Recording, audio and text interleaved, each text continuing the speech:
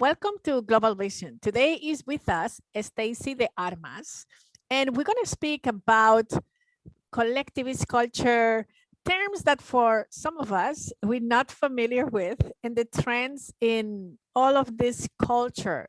So I would love to just first of all welcome you to Global Vision.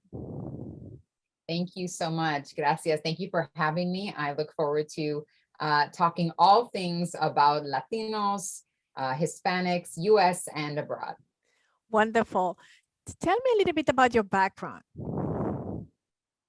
Well, my name is Stacie de Armas. My family comes from Cuba. However, I think as I mentioned to you before, my grandfather's family come from Galicia. And but my grandfather and my family are mostly from Cuba and came to the United States in the 1960s. I grew up with a very bicultural upbringing. I've had, a really wonderful opportunity being in the US and being exposed to a lot of different types of Latin culture. In particular, I live in Los Angeles, and Los Angeles is largely dominated by Mexican culture and Mexicanos, and among other groups. And so it has really been, a wonderful blending of culture, at least for me and my personal upbringing in the US.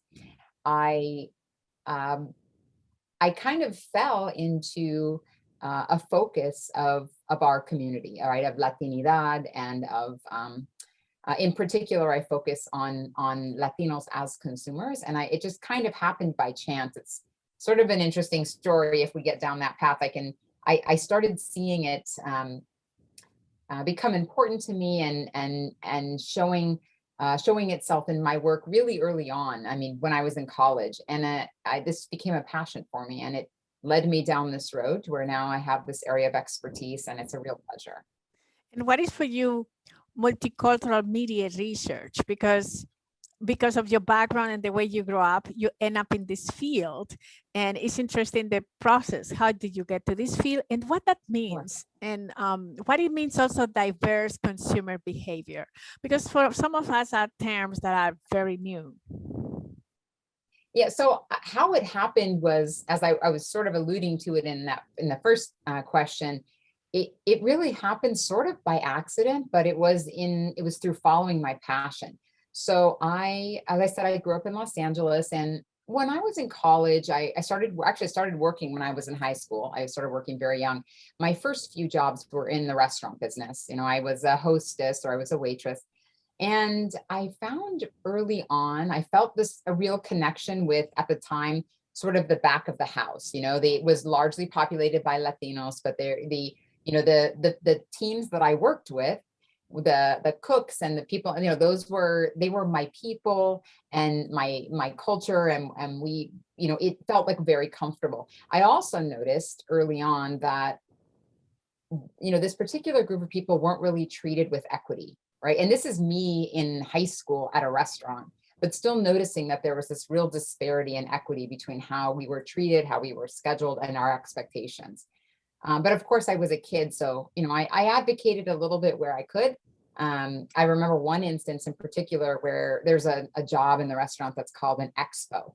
And your job is you take the plates from the cook, and then you put the different, like the decorations on them, whatever, and then you take them out. And that job is typically not held by, a waitress or a host. It's a different role. But one of my friends had something he needed to do. I don't remember what it was. So I offered to take that role. I said, I'll take your shift for you. And I remember it being like a big deal that there was this sort of coming, between like the back of the house and the front of the house. And I was like, I remember feeling like, who cares? But at the time there were these really distinct lines. So that's very early in my career. But the point is, I started to see this inequity. Later, I went to work, still in college, at a bank. And I worked in a predominantly Hispanic area. We had a lot of Latinos that were new immigrants, some that weren't, but largely Hispanic. And I noticed through my work, again, at the bank, and I was just, young still, not in advertising and marketing yet, Bisila, but I was working at the bank, and there were many people that came in at the time that were either underbanked or didn't quite yet understand the financial system as it worked in the US. It's different in every country, right? Regardless of education, no matter how educated you are, wherever you go, every banking system is sort of somewhat different. So my role was opening new accounts and helping people understand, how to cash their checks, et cetera. But I noticed again, for this particular group of clients, there was like inequity. There was, they would have to spend exorbitant amounts of money to cash checks or couldn't open accounts or whatever. So I found a way through loopholes to kind of angle around those responsibilities and help this particular group of people become banked, right? Help them navigate the financial system. But again, that was just sort of natural. I spoke Spanish, my clients spoke Spanish. I had actually recently come back from spending about a year in Spain. Interesting. So at that particular time, so I was really passionate about connecting with the culture in this way. And so, this was my area of focus at the bank. I just started focusing on helping these clients in a different way than we were helping our non-Spanish speaking clients. Fast forward, and I'm telling you this because it really is part of how I ended up taking this area of focus. I started working at an advertising agency. I graduated from college. I started working at an advertising agency. And, sort of the same thing. I noticed that we were placing Spanish language buys and we were evaluating Spanish language stations in both television and radio and cable. And we didn't have a good understanding of what we were actually placing media in. So, Bisila, I remember asking, I was very, very new to the agency, but I remember asking, well, they sent us a list of programming. We can evaluate this content. We can understand what it was. And again, I had, at that time, a lot of the content was shared between Mexico and Spain. And, the content wasn't necessarily produced in the US, but it was all Spanish language content. It wasn't difficult to understand, what the premises were. So I started evaluating that and then going back to my boss and saying, well, here's what this is and here's where we should be. Nothing really advanced. But quickly, I became this expert in Spanish language content, right? And I was very young and new, but it was really just, it sort of evolved because I had an interest and a passion in this space. So that really, that created the space for me to become an expert in Spanish language content and Spanish language audiences. And to grow with the industry, this was in the late 90s and the early 2000s, to really grow with the industry as we started to understand not only about the value of the content, but the value of the consumer that's consuming that content, right? The value of Spanish language consumer. But I tell you this long story of like working as a waitress and working at a bank and then working in advertising, because when I look back, I can see I always had this passion for this particular community, to tell the story of these people, whatever it is, right? And of course, the story of Mexicanos in LA is very different from the story of Argentinians in Miami. They're very different stories, very different backgrounds, but it gave me the opportunity to really understand this consumer, and not only this consumer, but the cultural anthropology behind each of these consumers that drives their decisions. So that's what that is. Diverse consumer behavior is what I focus on now, which is a culmination of all of that work. So that means that I try to understand specifically for Spanish speaking consumers from a variety of different countries, right? Dominicano, doesn't matter where the consumer's from, but try and understand the uniquenesses about this consumer and what drives their behaviors, whether, how they consume content, how they choose content to watch, how they make purchases, why they make those purchases. And that why is different for everybody. I mean, we all know, again, another example, Cubanos in Miami they make decisions differently than perhaps, Dominicanos from Nueva York. Everyone makes different decisions based on their personal histories and experiences with culture. And so I specialized in understanding that and then bringing that to businesses. Well, that's a long answer. No, I'm but sorry, I love it because it's fascinating. In this way, we could see how this evolved to be your career, which I think is very interesting. And what do you do in Nielsen? What is this company? What it does exactly? So Nielsen, to the outsider, Nielsen just seems like this big blob, like Nielsen. But we actually do quite a bit. And a lot of really neat research. we focus primarily on media research. And when you think about media, there's a lot of different pieces of that pie. Of course, there's audience, right? We measure audiences, what audiences consume when it comes to content, how much time, what type of devices they use, all of that. We also, through a recent acquisition with Gracenote, are measuring content. And what I mean by measuring content, it's not from the audience perspective of how many eyeballs are on that content, but what is the DNA of content that helps us understand how content is selected, or what is it within content that's driving the selection. So think of all the metadata pieces that make a piece of content, and then the audience is watching that content. So there's sort of the two major things. We also measure the third thing is the outcomes, right? So what happens when people see brands within content, or when brands are presented in a way where audiences can then change their behavior or purchase that brand, engage with it as a result of what they've seen. So, at a very high level, Nielsen is a media research company, and we focus on researching what consumers watch, but also what it is about the content that makes it watchable. And then, of course, the outcomes of that. The other thing we do on the side, and this is where I focus, is social and economic research. And people don't often think we do that, or they don't know, but part of the reason we do social and economic research is we want to bring forward to brands and marketers and community organizations the stories of these unique consumer sets. So today you and I are talking about Hispanic consumers or Spanish language consumers, wherever they are from. I don't want to, Hispanic is sometimes attached to US Hispanics or Latinos per se, where Spaniards from Spain, often considered European. So I don't want to separate in that way. I want to think about a Spanish speaking consumer.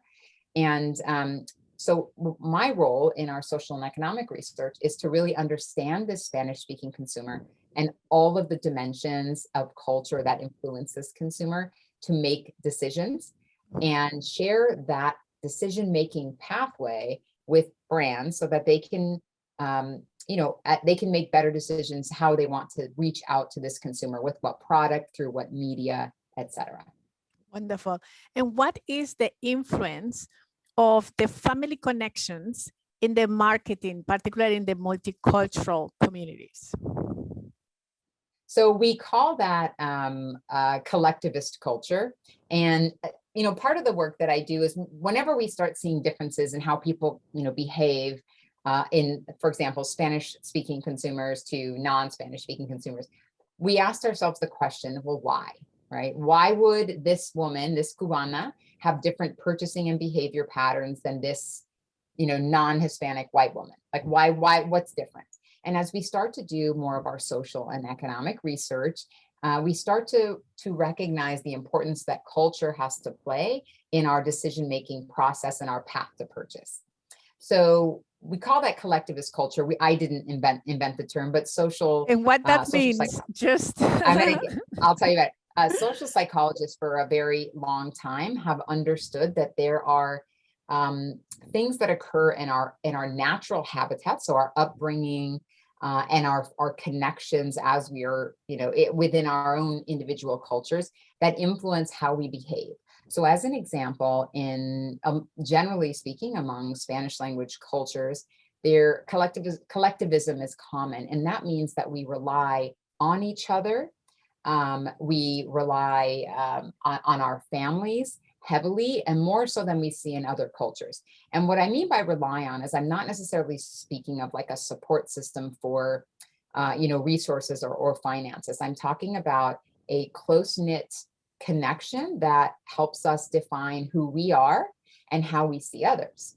And for the Hispanic community, it's very, or generally speaking, Spanish language communities, is a very close culture where familial responsibilities are very important.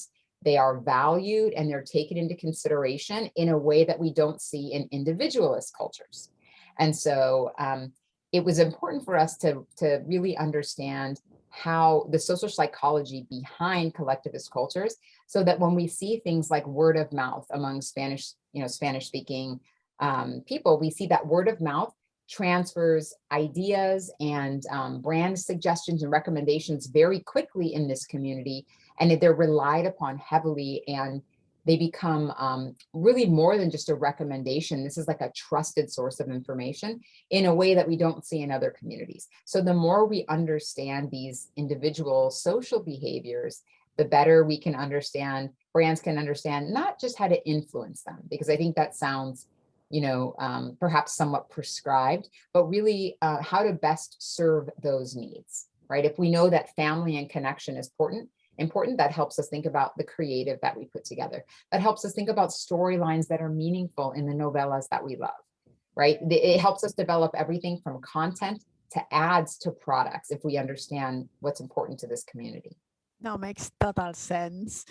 And just to conclude, what will be the trends for 2021? I'm sure you could share with us some of the trends that you could just give us a little hint. Well, I think there's a lot, there's a lot, but if we're going to focus just on media, one of the things that I think will be one of the most important trends is an increase in options and selections.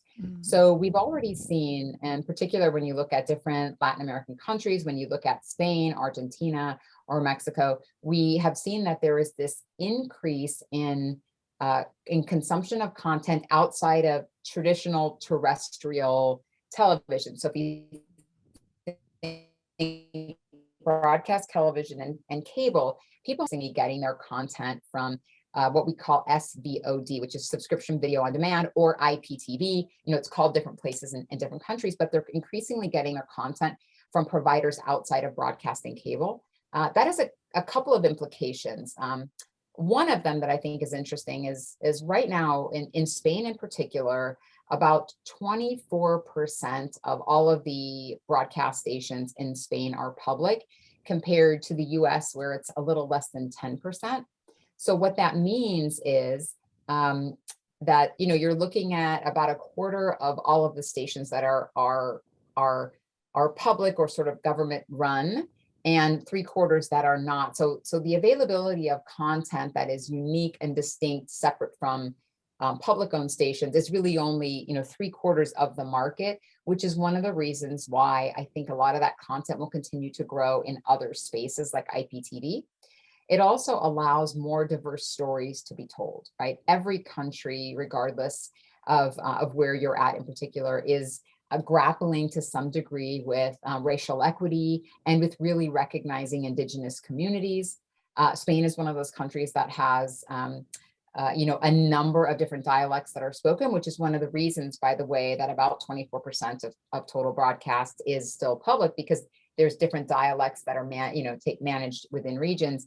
But that also means that as every country is really thinking through what diversity looks like for them and giving voice to the voiceless, that more content that features stories from Indigenous populations, from other community groups that aren't typically sort of front and center, there's going to be more space for that type of content in IPTV, subscription video on demand, and other places, because the marketplace is pretty much already distinguished, as we just talked about. So that's in particular for Spain, but we see that also with Mexico and with Argentina, where there are Indigenous communities that are now being given the opportunity to have more voice and content.